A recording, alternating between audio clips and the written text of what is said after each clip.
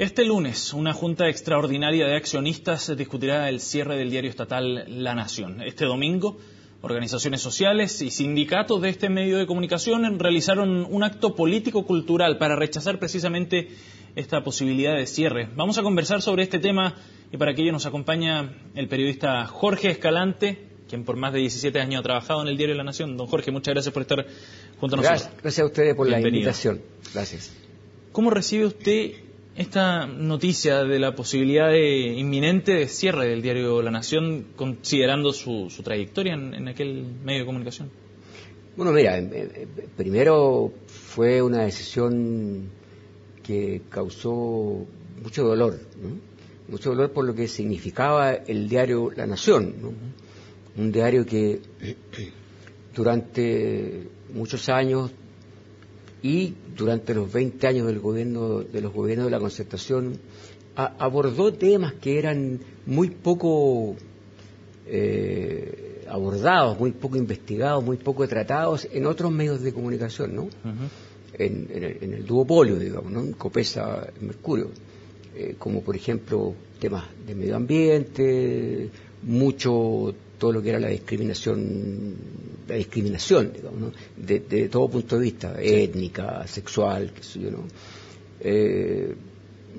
Todo lo que eran los problemas laborales, ¿no? De los sindicatos, qué sé yo, o sea, eran materias y fundamentalmente que fue, yo creo que fue el sello que empezó a adquirir La Nación en los años, desde los primeros años después del término de la dictadura, todo lo que fue abordar la temática de las violaciones a los derechos humanos que habían ocurrido durante el régimen militar.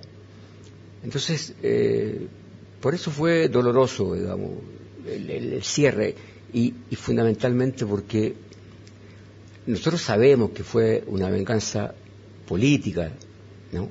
Del gobierno de Piñera. ¿No hay consideraciones económicas o de viabilidad como negocio periodístico, sino que solo con fines políticos este cierre? Sí, no. El cierre, la decisión de cerrarlo fue una venganza política, claramente. Fue una decisión política, ¿no?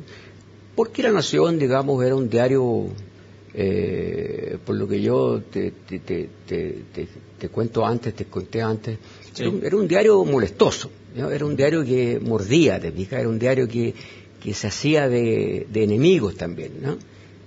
Era un diario que atacaba, te fijas, ¿no? Que se enfrentaba con el poder. Y entonces desde ese punto de vista era un diario incómodo, molestoso.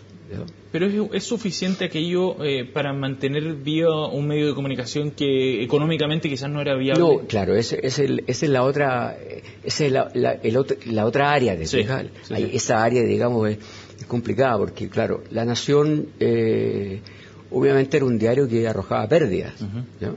Pero como la empresa periodística La Nación además tenía el diario oficial, sí. Era el diario oficial el que sustentaba las pérdidas del diario La Nación, del diario propiamente tal, ¿no? Y por lo tanto una de las primeras medidas que tomó el gobierno de Piñera fue empezar a presentar proyectos de leyes que empezaban a restringir el área de trabajo del diario oficial, ¿no? A meter gratuidad en algunas cosas, poner electrónicamente otras, ¿te fijas? Entonces se empiezan a restar recursos y por lo tanto se hacía inviable, ¿ya? Pero tú sabes que siempre todo se puede arreglar, ¿te fijas? Cuando se trata de recursos, ¿ya? Sí. Sobre todo fundamentalmente porque el Estado era el propietario del 70% de la propiedad del diario. 70% de la propiedad del diario, de las acciones del diario estaban en manos de los representantes del gobierno, sí. en el directorio, ¿te fijas? 30% privado. Entonces, siempre se podía, pero había una decisión políticas, fundamentalmente, ¿no? Le voy a leer una frase que es del año 2009. No tiene por qué el Estado de Chile, con los recursos de todos los chilenos, tener un medio que no respeta el pluralismo. Lo dijo Sebastián Piñera cuando en esa época era candidato todavía a la presidencia, y ahí está bastante clara su declaración. ¿Usted cree que La Nación efectivamente respetaba el pluralismo? Yo creo que sí. La Nación fue un diario que respetó el pluralismo. De hecho, habían periodistas que cubrían la derecha, digamos, ¿ya? Que cubrían la Concertación, que cubrían la democracia cristiana. Por lo tanto, había espacio, ¿no? Pero es un medio que se presta para la manipulación, quizás, de quien está en el gobierno de turno. Lo que pasa es que, y eso hay que reconocerlo también, nosotros como periodistas y como sindicato del área periodística, algunas veces entramos en conflicto con la dirección periodística, porque consideramos que al diario algunas veces se le pasaba la mano. ¿En qué? Que era demasiado parcial, sobre todo en las campañas, ¿ya? Por ejemplo, ocurrió, me acuerdo, en la campaña donde Lavín Lagos, ¿ya? Donde claramente había espacio, pero no lo suficiente como para que fuera algo equilibrado, ¿te fijas? Entonces eso se podía evitar perfectamente, ¿te fijas? O sea, ¿Y esas presiones llegaban directamente desde la moneda, desde ministerios? Yo diría que en parte sí, pero yo diría que era fundamentalmente decisiones de la dirección periodística, ¿no? O sea, obviamente tiene que haber influido los gobiernos de turno, digamos, ¿no? Claro. Los gobiernos de la Concertación, pero no tanto, porque en el fondo hay que decir que durante los 20 años de los 4 gobiernos de la Concertación, a la Concertación no le importó mucho que la Nación siguiera existiendo o no siguiera existiendo. Nosotros como sindicato del área periodística teníamos un sindicato bastante fuerte, bastante ágil, bastante movido, digamos, ¿no? Con mucha participación, éramos más de 80 socios, digamos, ¿no? Planteamos reiteradas veces, muchas veces, que la Nación debiera convertirse en una empresa autónoma del Estado. En una forma similar a la que mantiene TVN, exactamente, por exactamente, donde el diario generara sus propios recursos para evitar todos los conflictos que obviamente ocurren, ¿no? Sí. Cuando el Estado, y llámese el Estado, llámese el gobierno, digamos, porque el Estado es el gobierno, ¿no? Sí. Especialmente la Secretaría General de Gobierno, que era la que se encargaba, representaba, claro. Por supuesto. Entonces, pero nunca pudimos lograr eso. Y buscamos apoyo, conversamos con ministros, conversamos con parlamentarios, nunca pudimos lograr que durante la Concertación la Nación fuera un órgano autónomo, ¿no? Y que tuviera un estatuto de una empresa autónoma del Estado. ¿Cuántos años estuvo usted en la Nación? En la Nación, yo estuve 17 años estuve yo en la Nación. El año 95, entonces. El año 94. 94. Sí, yo entré a mitad del año 94 a la Nación. ¿Y cómo se vivían esos años en que la democracia recién está consolidándose después de la dictadura de Augusto Pinochet? ¿Era un periodo difícil, me imagino, desde el punto de vista político para usted? Obviamente, claro, era un periodo difícil. Vivimos lo que fue el boinazo, ¿no es cierto? ¿No? Claro. Los Pinochet, que toda la historia, ¿no? Los primeros procesamientos por delitos de lesa humanidad, ¿no es cierto? Donde los militares y Pinochet, siendo aún comandante en jefe del ejército, se resistía a que sus oficiales fueran tocados, ¿no? Si me tocan uno de mis hombres, me acuerdo que una vez amenazó, ¿no? Punto suspensivo, era una amenaza esa. Y por lo tanto, eran tiempos difíciles, ¿no? Y usted en particular cubría un área aún más sensible, la de derechos humanos. ¿Recuerda alguna anécdota en particular que lo haya marcado en estos 17 años de trabajo en la Nación? Bueno, hay varias episodios, digamos, que me marcaron y que tuvimos también que sufrir la censura por los gobiernos de la Concertación. Eso también hay que decirlo, ¿no? Nosotros tuvimos censura, ¿ya? No. ¿En algún episodio en particular, por ejemplo? Sí, yo me acuerdo de uno inmediatamente. Por ejemplo, había un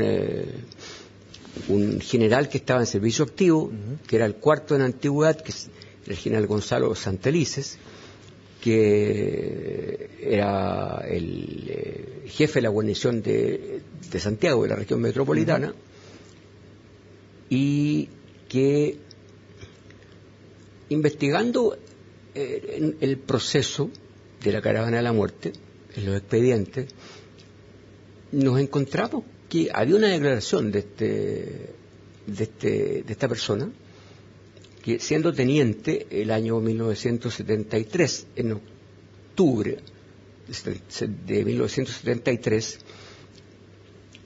sacó, junto con otros subalternos, 14 prisioneros de la cárcel de Antofagasta, los llevó en un camión a una quebrada, los bajó, encendió las luces del camión, los formó en fila, y al otro lado estaban el pelotón de la caravana de la muerte, más algunos oficiales de Antofagasta, y nos mataron. Los cuerpos quedaron destrozados, con 20, 30 disparos cada uno. Y luego entonces Santelices agrega en su declaración que tuvo que recoger los cuerpos, sangrando, digamos, los subió arriba del camión y los fue a depositar a la morgue, ahí, digamos, en el suelo, ¿no? Sí. Así los tuvieron que identificar los familiares al otro día. Fue algo realmente espantoso, fue una masacre, digamos. Entonces, sí, consideramos que una persona que había cumplido ese acto, digamos, ¿no? Al menos había sido cómplice o encubridor, sí, ¿no? No podía estar como general de la República, ni menos estar a cargo por su cargo militar, digamos, del protocolo de recibir autoridades que llegaban a Santiago, junto con las autoridades del gobierno. Claro. Por su rango, exacto. Por el cargo que tenía. Y por lo tanto, bueno, costó publicar esa información, fue difícil. Yo recuerdo que incluso tuvimos que llamar al ministro de Defensa. Yo lo llamé y le dije, mira, si siguen impidiendo que salga esta nota, tenemos los documentos, no estamos mintiendo, no estamos inventando nada. Yo voy a ir a una conferencia de prensa de la presidenta, le voy a poner los documentos encima de su escritorio y le voy a decir, mire, presidenta, esta nota, este reportaje, se nos está impidiendo publicarla. ¿Y lo publicaron finalmente? Sí, lo publicaron. ¿Lograron revertirlo? Claro, logramos revertirlo. Porque era tan indesmentible que no lo único que lo podía sostener era la censura. Y que al final se publicó y bueno, y se produjo una gran discusión, un tremendo debate, digamos, en todos los medios y en el ejército también, y al final, bueno, dieron de baja ¿Lo dieron de baja? Sí, finalmente? Claro, sí. A la semana, a los 10 días más o menos, ¿no? Considerando esa anécdota y el efecto que tuvo en términos prácticos, dando de baja a este general, y extrapolando un poco al rol que ha jugado la nación a lo largo de su historia, ¿cuánto pierde el país, la libertad de expresión, la democracia, con el cierre de la nación, a su juicio?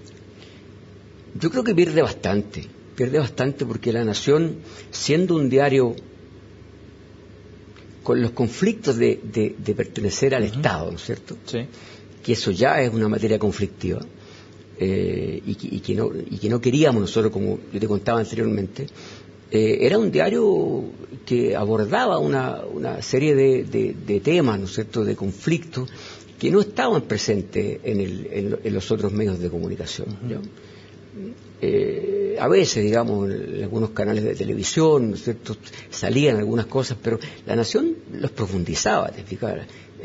Entonces había un recoger, abrir un espacio a todo lo que era lo que yo anteriormente mencionaba, y por lo tanto es obvio que se pierde un espacio un espacio donde esos temas, digamos, esas temáticas pueden estar presentes, ¿no? ¿Cree que otros medios podrán reemplazarlo? Si es que se cierra definitivamente La Nación. Me parece difícil. Medios de estoy hablando de diarios, ¿sí? Diarios nacionales me parece difícil, porque ahí hay intereses, ¿te fijas? Sí. Entonces, sí.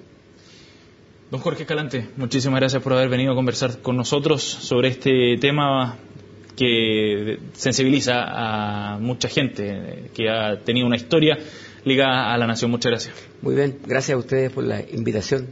Gracias. Con esta entrevista vamos a hacer una breve pausa y de inmediato retomamos las informaciones aquí en CNN Chile.